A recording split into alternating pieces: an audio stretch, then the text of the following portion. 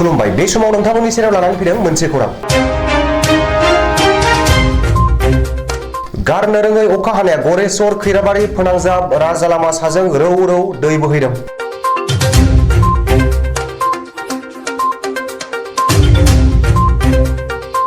गरेस्वर खैराबारि लामायाव दैबानानि जाहोनाव तामुलपुर आरो उदालगुरि जिल्लानि सुबुं रायजोफोरनि गेजेराव फोनांजाब राहाया जस'दों।